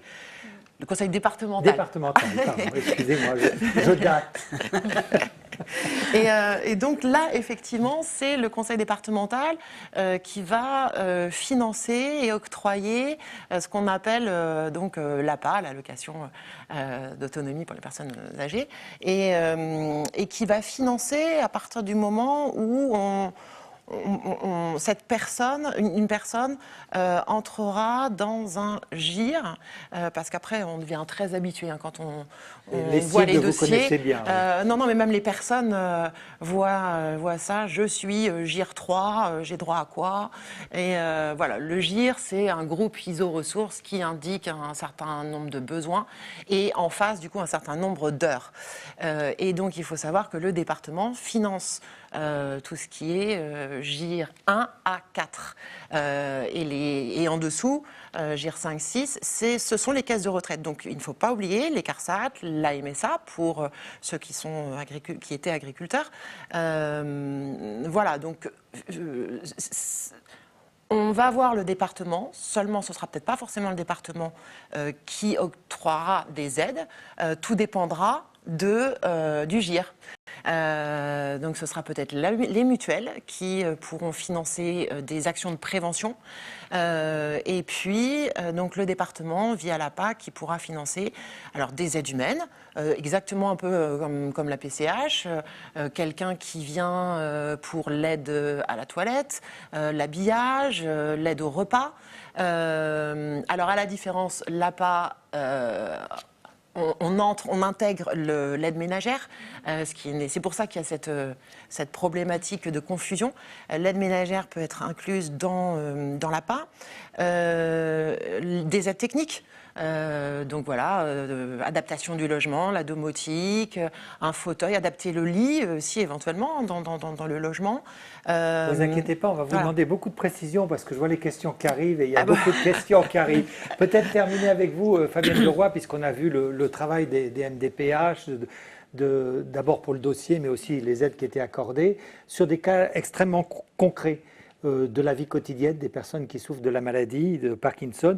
Par exemple, si cette personne a des difficultés à écrire, par exemple, tout bêtement, par exemple, à écrire un chèque, comment est-ce qu'elle peut se faire aider? Alors, c'est vrai que l'écriture est souvent atteinte dans la maladie de Parkinson, et c'est même souvent chez les neurologues un critère.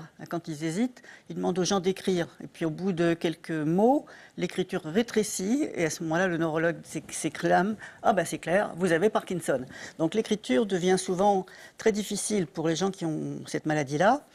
Et écrire, bon, on peut taper sur un clavier, ça aide pendant beaucoup de temps plein de personnes, mais il y a quelque chose qu'on fait en principe à la main qui est la signature. Et la signature peut être tellement déformée que la personne ne reconnaît plus elle-même la signature qu'elle a faite 3 heures avant. Et dans ce cas-là, on est effectivement très, très, très embêté. Donc, ce qui est à conseiller, c'est que quand la personne reconnaît encore sa signature, elle fasse procuration à la personne de confiance qu'elle a autour d'elle, son conjoint de préférence quand elle est mariée, puisque c'est une solidarité qui est organisée même par la loi, son enfant aîné, le voisin, l'ami de toujours. Il faut effectivement arriver à vivre au quotidien sur ces questions de signature, notamment auprès des comptes bancaires de tout ce qui est financier. Alors les banques et les organismes financiers ont souvent des formulaires. Ils demandent souvent que ce soit rempli par la personne qui donne la délégation de signature en présence d'un agent de la banque. Donc il faut parfois y aller pour que la personne qui ne peut plus signer bien et celle à qui il donne procuration soient tous les deux ensemble en face de quelqu'un de l'organisme bancaire concerné. Il ne faut pas oublier une banque dans un coin quand on a 15 comptes, il faut penser à tout.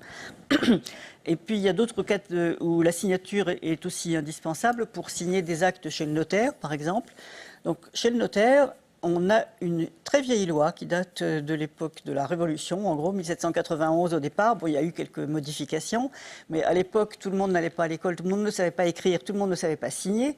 Et c'était la fameuse croix qu'on pouvait faire pour signer, mais bon, un peu modernisée. On peut maintenant, quand on a besoin dans un acte officiel d'une signature, on peut la remplacer par la signature de 2 personnes qui, elles, peuvent signer, qui n'ont pas ce problème d'écriture et qui sont en tant que témoins de la volonté de la personne qui a du mal à signer, la remplace au niveau de l'écriture et de la signature de l'acte en question. Donc pour tout ce qui concerne des actes notariés, c'est la solution extrême. Mais la procuration, il faut y penser le plus tôt possible, tant qu'on a encore la possibilité de reconnaître que oui, on l'a bien fait soi-même, et qu'on n'aura plus de difficulté après à dire oui, c'est bien moi qui ai donné cette procuration, que ce soit pour faire renvoyer du courrier ailleurs, ou pour une banque, ou pour un acte quelconque. Alors, question très pratique que je vais poser à Sylvie Moreau. Je sais que j'ai la maladie de Parkinson, j'ai été je sais que je l'ai. Est-ce que je dois informer mon assurance automobile? Pas nécessairement. En principe, pour l'assurance automobile, sauf si c'est marqué dans votre contrat. Hein, bien sûr, il faut remplir son contrat, il faut regarder son contrat. A priori, l'assurance automobile n'est pas soumise à vos conditions de conduite, puisqu'elle... Est-ce que l'assurance peut dire, vous ne m'aviez pas dit que vous aviez Parkinson, vous avez un accident, c'est votre faute? Non. Mais il faut le regarder dans le contrat. La deuxième chose qu'elle peut vous reprocher, c'est si par exemple vous avez pris des médicaments sur lesquels c'est marqué ne pas conduire, risque de fatigue, de somnolence, etc. Alors justement, est-ce que je suis obligé de m'arrêter de conduire? Écoutez, ce qui a été dit pour le travail notamment, je veux dire, quand vous avez la maladie de Parkinson, les symptômes sont différents selon toutes les personnes, hein, donc vous n'êtes pas obligé de vous arrêter de conduire. Vous devez vous arrêter de conduire quand vous commencez à savoir que vous présentez des risques pour vous-même ou les autres. Alors, après, il y a un certain nombre d'adaptations. Vous pouvez déjà en parler à votre neurologue. C'est votre neurologue qui vous dira là c'est pas prudent, il est temps d'arrêter, faites quelque chose. Il faut aussi repérer tous les moments où vous ne pouvez pas. Madame évoquait les moments de somnolence dans le travail, les périodes de somnolence dans la journée, etc. Il y a des moments où il ne faut pas conduire. Vous ne pouvez pas conduire la nuit, vous n'avez pas les mêmes réflexes, il ne faut pas aller se prendre une autoroute à grande vitesse, etc. Après, effectivement, vous pouvez aussi tester. Hein, vous pouvez demander à une auto-école de vous tester, hein, si vous voulez vraiment avoir une assurance. La condition ultime pour savoir si on peut conduire, c'est la commission médicale du permis de conduire qui est à la préfecture. Dans ce cas-là, alors vous pouvez soit y aller spontanément, mais vous allez vous retrouver avec un permis qui va être à renouveler tous les 3 ans, enfin selon l'estimation du médecin expert. Ça vous arrive aussi d'y être envoyé par la police parce qu'elle vous a arrêté sur un contrôle routier et qu'elle a trouvé que vous trembliez beaucoup d'émotion, hein, tout simplement. Donc vous vous retrouvez à la commission médicale du permis de conduire en disant mais j'ai jamais eu d'accident de ma vie. Elle dit bah oui, mais bon là il y a un moment où il faut vous arrivez à un état de santé où vous avez une maladie qui peut évoluer relativement rapidement ou pas, selon. Donc il faut que vous soyez vérifié, validé tous les 2 ans. Donc vous allez vous passer devant un médecin expert, il donne sa préconisation, on vous refait un permis de conduire à durée limitée, etc. La chose la plus délicate, c'est quand une famille trouve que, par exemple, son papa conduit comme pas du tout bien et sont très angoissés, et qu'ils n'arrivent pas à lui faire dire qu'il faut qu'il arrête de conduire. À ce moment-là, on peut l'envoyer à la commission médicale du permis de conduire.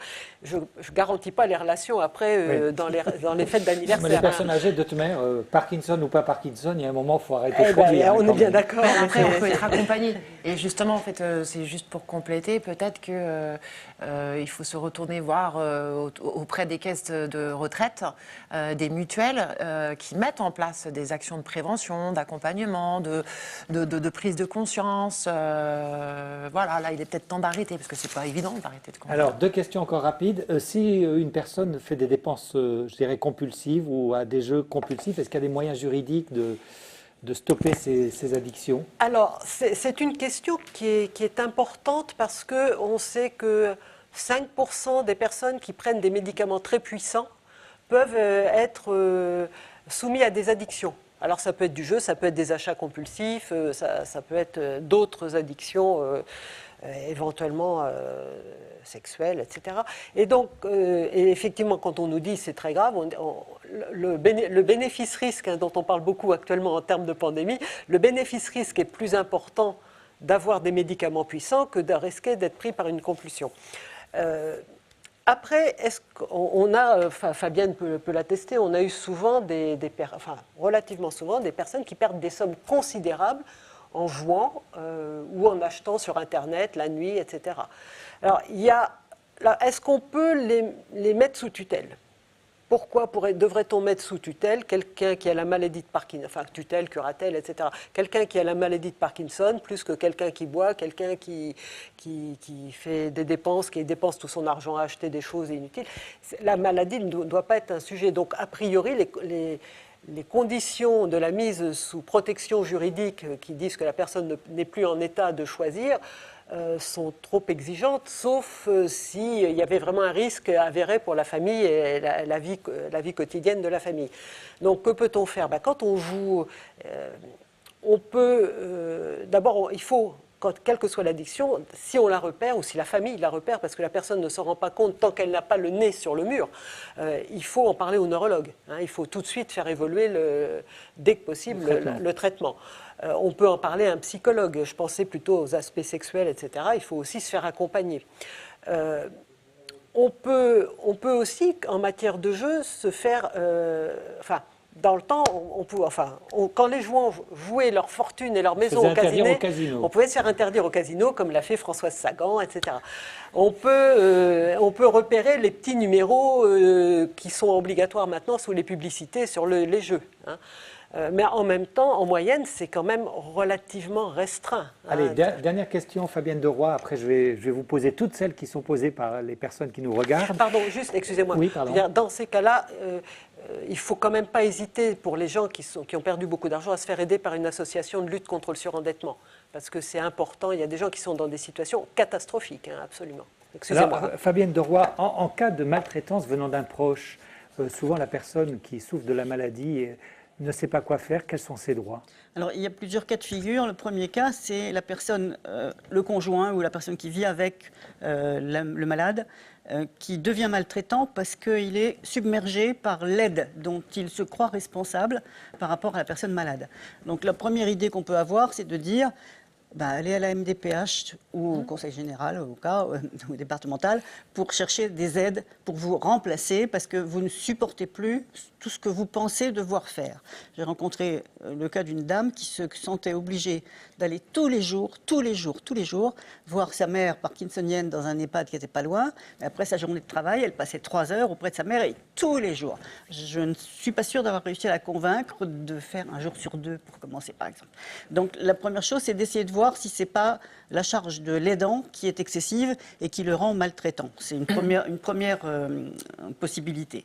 Ça peut suffire quelquefois à arrêter les maltraitances. Mais bon, ce n'est pas toujours le cas. On a aussi dans des couples parfois des rapports qui ne sont pas forcément affectueux et qui, au moment où l'un des deux membres du couple est atteint par une maladie, dégage chez l'autre toutes ses capacités d'agressivité. Et dans ce cas-là, il faut une vraie protection. Alors, il existe une association, un ensemble d'associations qui se sont regroupées et qui ont maintenant un numéro de téléphone commun qui est 39 77. C'est un numéro qu'il faut retenir. L'association s'appelle maintenant 39 77 contre la maltraitance. Elle a un site internet, donc www.3977.fr, ça suffit. Et elle a des implantations à peu près dans tous les départements pour un contact humain au-delà du coup de téléphone. C'est une intervention d'un tiers, d'une personne extérieure qui va pouvoir peut-être pas calmer les choses nécessairement, mais en faire un bilan détaillé pour savoir si on peut faire quelque chose de plus. Si ça va vraiment très mal, on peut aussi porter plainte. Alors porter plainte, c'est le commissariat ou la gendarmerie. On n'est pas toujours bien accueilli parce que les sentiments personnels des policiers ou des gendarmes font parfois qu'ils donnent des réponses qui ne sont pas forcément celles que la loi leur permettrait de donner. Normalement, quand on va porter plainte, on ne devrait pas être éjecté, quel que soit le motif de la plainte. On devrait être accueilli, la plainte enregistrée et transmise au procureur. Donc on peut toujours écrire directement au procureur auprès du tribunal judiciaire du coin pour lui raconter ce qu'on subit, pour lui demander d'intervenir. Et donc il peut y avoir dans ces cas-là une intervention des forces de l'ordre. Alors, pilotée par le procureur. C'est leur autorité qui leur dit allez voir chez un tel et mettez les choses à plat.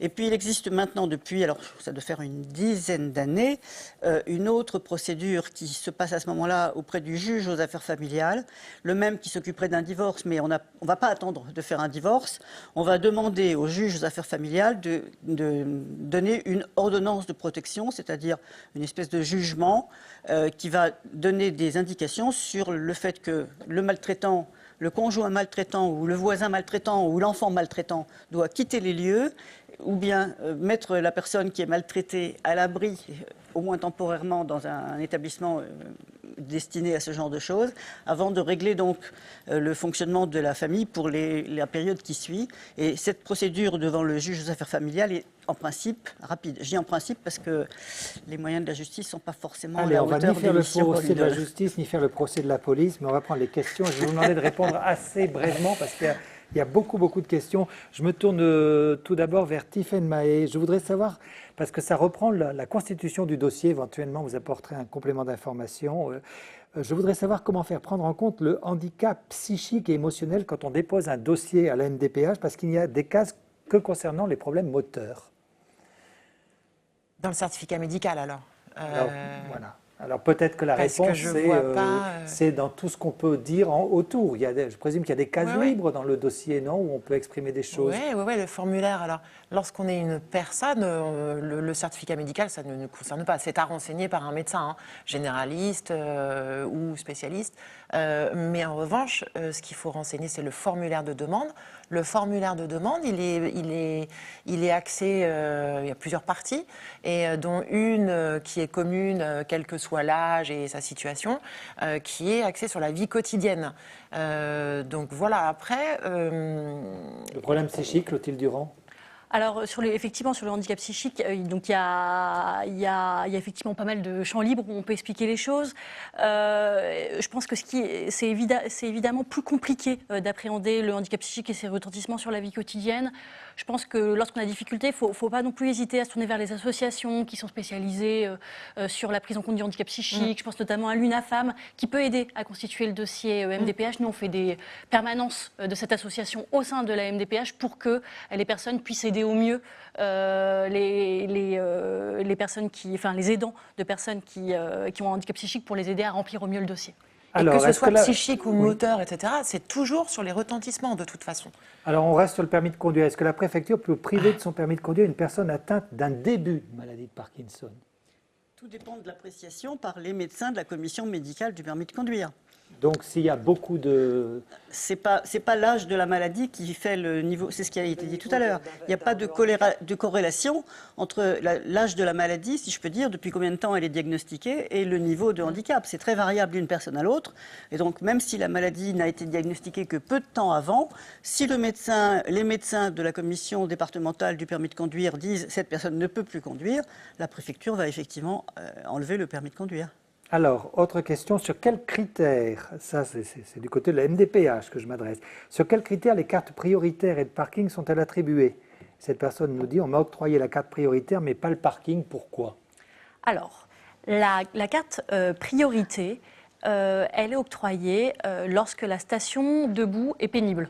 Ce qui est dur de se tenir debout, et donc du coup pour des taux généralement d'incapacité, donc pour la priorité qui sont entre 50 et 80%, ce qu'on appelle le taux intermédiaire, ou pour l'invalidité au-dessus de 80% d'incapacité pour le taux le plus élevé.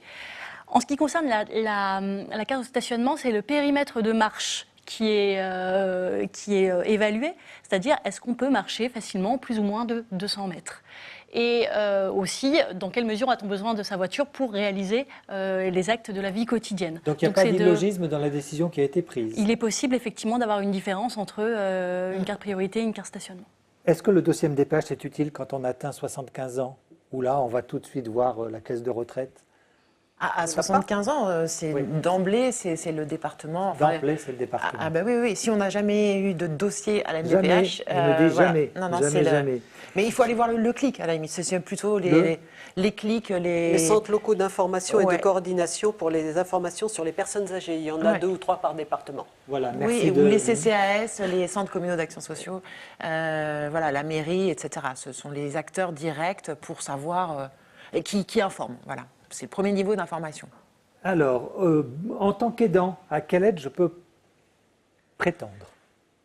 Alors, en tant qu'aidant d'une personne en situation de handicap, on peut déjà Donc bénéficier... on est clairement dans notre cas un aidant d'une personne qui souffre de la maladie de Parkinson. Voilà, donc, et qui l'aide dans la vie quotidienne. Donc si la personne, là encore une fois, est âgée de moins de 60 ans au moment où elle a fait la demande, l'aidant peut bénéficier de ce qu'on appelle un dédommagement dans le cadre de la PCH. C'est-à-dire que la MDPH va examiner combien de temps l'aidant doit consacrer à l'aide de la personne, du proche dans la vie quotidienne, se laver, s'habiller, se déplacer, etc. Va compter le nombre d'heures. Et si jamais c'est l'aidant qui fait ces actes et non pas un professionnel, dans ce cas-là, on va compter ses heures et on va lui octroyer un taux horaire donc de 4 € qui va permettre de lui donner un dédommagement. Donc ça, c'est le cas, c'est ce qu'on peut lui donner dans le cadre de la MDPH. L'aidant peut également avoir des droits à la retraite si jamais il ne travaille pas. Il peut être affilié à ce qu'on appelle l'AVPF, l'assurance vieillesse des parents au foyer, qui est à la base pour les parents au foyer. Mais si jamais on est aidant, soit d'un enfant, mais aussi effectivement d'un proche, d'un adulte en situation de handicap, et qu'on ne travaille pas pour cette raison-là, on peut avoir des droits à la retraite. Il y a également un droit nouveau pour les personnes là qui travaillent, qui doivent s'arrêter de travailler, je dirais ponctuellement, pour pouvoir apporter de l'aide à leurs proches aidants. Alors ça, c'est pas octroyé par la MDPH, mais je me permets quand même de l'indiquer, c'est le congé proche aidant. Donc un congé qui peut être rémunéré pendant une période de 3 mois, qui permet effectivement à l'aidant de pouvoir s'arrêter de travailler pendant un certain temps pour se consacrer à la personne aidée. Alors, je ne sais Et en pas complément, à qui donner la question, mais vous allez me faire signe, la personne qui veut la prendre. Quelles sont les aides financières possibles en cas de réduction du temps de travail? Fabienne de Roy. Il y a un premier niveau d'aide qui dépend de la personne. Si elle a une réduction du temps de travail pour sa maladie qui réduit ses capacités de temps de travail, c'est ce que j'ai évoqué tout à l'heure, c'est la pension d'invalidité. Il y a une autre possibilité qui joue dans des conditions un peu différentes, et qui est une aide versée par l'AGFIP, mais sur dossier individuel. Alors il y a eu une époque où l'AGFIP avait publié un barème. Elle laisse tomber son barème, maintenant c'est au cas par cas, elle étudie. La personne qui est pour des raisons de santé, mais qui ne vont pas forcément jusqu'à une pension d'invalidité, amenée à réduire son temps de travail, peut verser pendant un certain temps une compensation financière à la perte de salaire qui va avec la réduction du temps travaillé. Et ça peut aller jusqu'à l'âge de la retraite si on n'en est pas très loin. Donc il faut être déjà relativement âgé, il faut avoir une réduction de sa capacité de travail pas tout à fait assez importante pour avoir une pension d'invalidité, mais pouvoir tenir financièrement. Et donc la GFIP peut, sur dossier individuel, passant par le médecin du travail, accorder éventuellement cette aide-là. Allez, je vous donne la question suivante aussi. Qu'en est-il quand on est à la recherche d'un travail et qu'on est reconnu RQTH? Comment on peut faire pour postuler? Qu'est-ce qu'on peut dire? Qu'est-ce qu'on doit dire? Pôle emploi s'occupe de tous les demandeurs d'emploi et a des sections, si je peux dire, spécialisées dans l'aide au placement des personnes qui ont des réductions de leur capacité de travail, c'est-à-dire qui ont la fameuse RQTH dont on a parlé tout à l'heure. Donc ça peut être Cap Emploi, dans certains départements ça peut être dénommé autrement, mais il y a toujours à Pôle emploi une structure spécialisée dans le placement des personnes handicapées. Allez, on continue très rapidement. Que faire? Je pense que ça s'adresse plutôt de votre côté, là. Que faire pour faire reconnaître mon handicap au cas de demande d'une retraite anticipée dans quelques temps? C'est-à-dire c'est quelqu'un qui va prendre sa retraite anticipée dans peu de temps et qui dit est-ce que je peux me faire reconnaître ma RQTH aujourd'hui? Alors, je me tourne de tous les côtés. Alors, si je comprends bien. Vous y avez droit aussi, la table précédente, il y a eu aussi La personne. Il faut être sûr qu'on a bien compris la question. Oui. Alors, La c'est pas personne toujours évident de veut répondre se à faire des questions reconnaître handicapée individuelles. et demander une retraite anticipée. Voilà, Alors, elle peut se faire reconnaître handicapée. Là, il n'y a pas d'âge pour se faire avoir la RQTH, enfin, jusqu'à Non, bien 62 sûr, ans, bien sûr. jusqu'à 60 ans. 62 ans, Voilà. Mais comme il parle de retraite anticipée, mais pour c'est la avant retraite 62. anticipée, bon, on l'a évoqué tout à l'heure, la personne qui n'a ni pension d'invalidité, etc., peut se faire reconnaître par le médecin, demander à la caisse de retraite d'être reconnue comme personne handicapée pour avoir une retraite anticipée. Alors on l'a dit à 62 ans, et à ce moment-là, ils interrogent les médecins conseils de la caisse de sécurité sociale. Tiens, je vous laisse la parole puisque ça va, vous je vais l'avez. passer Mais à oui, fond. non, vous allez voir. Les assurances ne peuvent-elles pas se retourner contre l'automobiliste de ne pas avoir dit que le malade prenait des médicaments à risque, niveau 2+? Là, je dirais, enfin, si Que c'est dit la jurisprudence? La jurisprudence, c'est Fabienne. Je dirais, si c'est un problème de bris de glace, de, je sais pas quoi, moi, de pare-choc, il ne va rien se passer. S'il y a un problème grave de personne et que l'assurance arrive à savoir que la personne prenait des médicaments, ne serait-ce que parce que la police s'en est mêlée, l'assurance va refuser de payer. Hein, ça, Alors, oui, a priori, l'assurance ne se mêle pas de l'état de santé des conducteurs, puisque c'est la commission médicale du permis de conduire qui est chargée de cette responsabilité-là. Et donc l'assurance, si elle n'a pas dans le contrat, à l'origine, au moment où on l'a souscrit, dit « vous devez nous informer précisément de telle ou telle maladie ou de la prise de tel ou tel médicament », il n'y a pas d'obligation initiale d'information. Mais si effectivement l'information de la prise de médicaments de la 3e catégorie, hein, la première et la 2e ça passe, mais des médicaments de la 3e catégorie, celle où il est marqué sur la boîte de médicaments, vous ne devez pas conduire, là, effectivement, l'assurance va pouvoir, peut-être après un passage devant un tribunal, dire qu'elle n'a pas à payer. Allez, âgé de 69 ans, je souhaiterais une carte de priorité. Auprès de qui je m'adresse? Plus la MDPH, puisque à partir de 62 ans, vous ne voulez plus entendre parler de moi. Alors non, mais la carte vous avez- mobilité, c'est ça qui est un peu compliqué, c'est qu'on peut Vous aller pouvez voir quand la même MDPH quel que soit l'âge. Sauf que là, si elle fait une demande, d'APA, justement pour être accompagnée, avoir une aide humaine, une aide technique, un portage de repas, etc., elle peut demander en même temps la carte mobilité inclusion. Voilà, il faudra juste transmettre le certificat médical. Mais, et si elle ne fait pas de demande d'appel, elle peut se tourner c'est vers la davantage MDPH pour demander la carte. Ouais, Exactement. ouais. Même à 69 ans. Même à 69 ans. Ok. MDPH et APA, quelle différence? Les aides sont-elles calculées sur les revenus pour les deux? Alors là, c'est la différence entre PCH et Ouais, APA. Entre c'est ça. PCH, Ouais, je pense peut-être, que je vous c'est pas laisse, MDPH. Sur l'APA, c'est en fonction, oui, le critère de ressources est pris en compte. Mais après, c'est pour déterminer le nombre d'heures et le type de financement qui va être octroyé par le département. Et il y aura effectivement un reste à charge. La différence, je ne sais plus, la différence entre la PCH et l'APA. Oui, oui, il y a un certain, on l'a dit, il y avait l'aide ménagère qui est prise en compte dans l'APA, pas dans la PCH. Dans la PCH, on peut avoir on peut avoir le dédommagement de l'aidant familial qui n'existe pas dans l'APA. Enfin, c'est vrai que les choses sont un petit peu différentes. Ça demande parfois un petit peu de conseils, hein, que la MDPH aussi peut apporter, que le département peut apporter pour essayer d'expliquer la différence. En fait, selon le cas de figure de chacun, on peut avoir et et donc pour les personnes de plus de 60 ans qui avaient la PCH avant 60 ans, on peut avoir parfois un intérêt à avoir plutôt la PCH ou plutôt l'APA en fonction de la situation. Alors, question très concrète, la MDPH, c'est vrai que les dossiers sont refaits tous les 5 ans, mais si la situation de la personne malade évolue énormément entre ces 5 ans, qu'est-ce qu'elle peut faire? Est-ce qu'elle revient vers vous? Bien sûr, bien sûr. Dès qu'il y a des nouveaux éléments médicaux ou des nouveaux éléments sur On le n'attend pas les retentissement. 5 ans. Concernant les retentissements, pas concernant la maladie en tant que telle, c'est le médecin. Alors, quels sont les droits des résidents en EHPAD? Voilà. Le lieu de résidence n'a pas d'impact du tout sur les droits des personnes. C'est leur état de santé qui est et le retentissement de cet état de santé sur leur mode de vie. Mais il n'y a pas de la notion du lieu de résidence n'apparaît dans aucune des prestations. Sauf celle justement qui permet d'avoir une aide pour résider dans un établissement si on n'a pas assez d'argent pour le payer.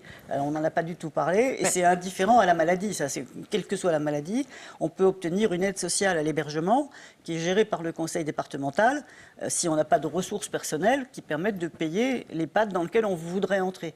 Mais à part ça, alors non, mais typiquement, l'EHPAD est payé par l'APA, versé par le conseil départemental. En partie. Et bien voilà, en partie. Et après, il y aura un reste à charge. Et ça, en fait, il y a beaucoup de choses d'indiquer. Tout ce calcul aussi de reste à charge, etc. Sur le portail personnesâgées.gouv.fr. Vous y avez accès sur le site de la CNSA.fr. Alors, il y a effectivement aussi des questions sur comment je fais quand ça ne se passe pas bien en EHPAD. Ouais. Donc il y a un conseil, il y a des conseils d'usagers qui y siègent, auxquels il faut faire référence, enfin auxquels il faut s'adresser au directeur, puis éventuellement après on peut s'adresser au département. Enfin, souvent on a des questions sur les gens n'ont pas obligatoirement été le mieux traités en EHPAD. Enfin, ça, il y a la perception personnelle qui joue, qu'ils ne sont plus chez eux, donc c'est difficile aussi. Alors, question très concrète. Je travaille, j'ai de la difficulté à marcher. Est-ce qu'il existe une prise en charge pour le transport domicile-travail? Moi, il me semble, à la MDPH, il n'y a pas des adaptations, les frais de... Si, bien sûr. On peut avoir des adaptations. Il y a la PCH aussi qui peut avoir les adaptations du véhicule. On avait cité l'AGFIP qui peut aider aussi en ce sens. Donc, il peut y avoir des possibilités, effectivement, d'aide. Bon, on peut aussi penser à la carte mobilité inclusion stationnement qui peut aussi aider dans certains cas. Donc, il peut y avoir un certain nombre d'aides qui peuvent être activées. Voilà, écoutez, merci beaucoup. On est arrivé au bout de cette heure et demie de conversation. Merci à toutes les personnes qui nous ont suivis et qui nous ont posé des questions. Elles sont nombreuses, il y en avait encore, mais il faut quand même qu'on respecte les horaires parce que c'est important. Donc, je voudrais vous remercier d'avoir joué ce jeu parce que ce n'était pas du tout évident. On va maintenant marquer une pause et on va se retrouver à 14 h pour parler d'un sujet qui est rarement abordé, mais qui est capital. Ce sont les questions qui sont liées à l'intimité, qui sont liées à la sexualité des personnes qui souffrent de la maladie de Parkinson. D'ici là, on va vous laisser en images avec des très belles images parce que vous allez découvrir 2 défis sportifs de personnes qui s'engagent face à la maladie.